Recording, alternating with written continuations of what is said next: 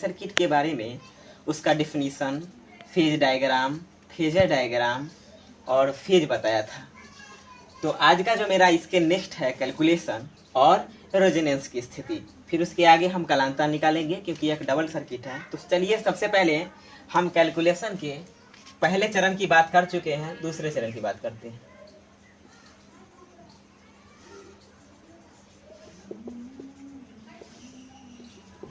Calculation की बात करने से पहले सबसे पहले आपको फेजर डायग्राम को जानना पड़ेगा, जो कि आपको पिछले वीडियो में पढ़ाया गया है।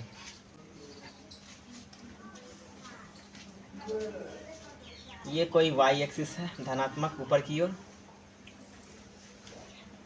ये एक्स एक्सिस है। इस पे आर प्रतिरोध को लिया जाता है, अर्थात विभवांतर की अगर चर्चा करें तो वी आर हो जाएगा। यह नीचे वाई डैश है, नीचे जुड़ने वाला वी सी कैपेसिटर का विभवांतर, ऊपर जुड़ने वाला कॉइल का विभवांतर वी एल है। अगर कैलकुलेशन करने के लिए इन दोनों का परिणामी अगर हम बात करें, परिणामी विभव, तो नीचे से जब ऊपर जाएगा तो वेक्टर क्वांटिटी में हम जा चुके हैं या पढ़ चुके हैं वेक्टर क्वांटिटी में कि V L minus B C. तो इसका जो फाइनल विभवांतर हो जाएगा, क्योंकि आप लोग वेक्टर क्वांटिटी में पढ़ चुके हैं कि दो विभव का एक फाइनल विभव अर्थात संलग्न भुजा का या तीसरा कोई रिजल्टेंट देता है। तो ये जो रिजल्ट देगा ये देगा वी और एल सी का। तो कैलकुलेशन करें तो ये इस दौरान ये जो फाइनल वैल्यू है ये फाई कोण पे झुका हुआ है, जो कि फाई हमें कालांतर में काम आएगा। तो चलिए इस त्रिभुज को कुछ हम सपोज कर लेते हैं।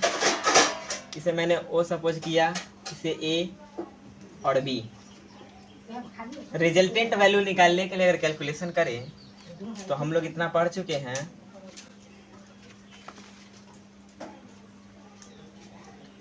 पाइथागोरस प्रमेय से।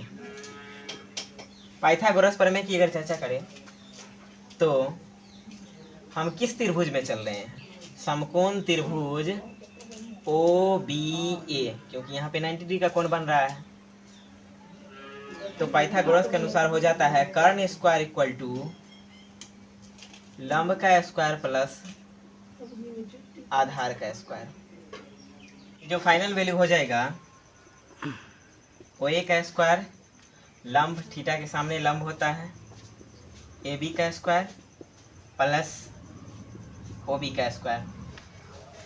इसकी अगर हम फाइनल वैल्यू पुट करें तो ओ ए वी एल सी को इंडिकेट करता है,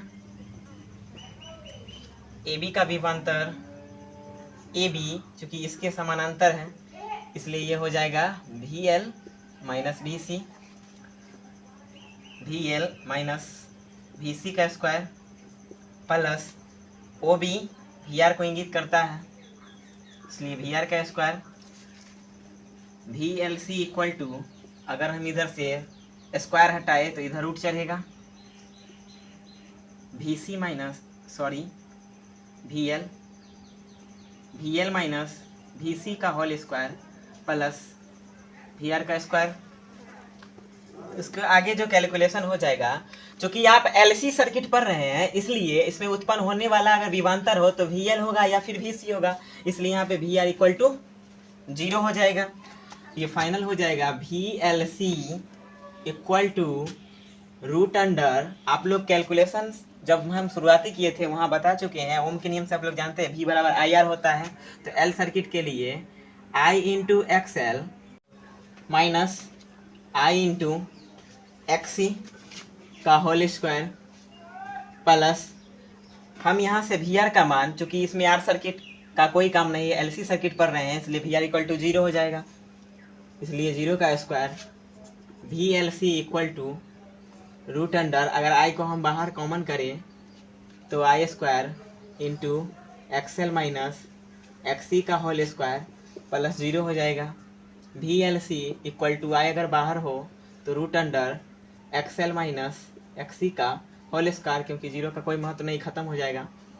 we L C equal to I root, ये से 2 और रूट कट जाएगा तो ये बाहर हो जाएगा, एक्सएल माइनस एक्सी, अगर इसे नीचे ट्रांसफर करें तो V L C upon X L minus X C equal to I, चूँकि हम लोग ए सी इक्वेशन से पढ़ चुके हैं कि I equal to I naught sine omega T होता है, तो हम यहाँ भी अपॉन इसे आर सपोज करें तो ये आई हो जाएगा, और आई के जगह पे हम पुट कर दें आई नॉट साइन ओमेगा टी। ये है हमारा एलसी सर्किट का कैलकुलेशन।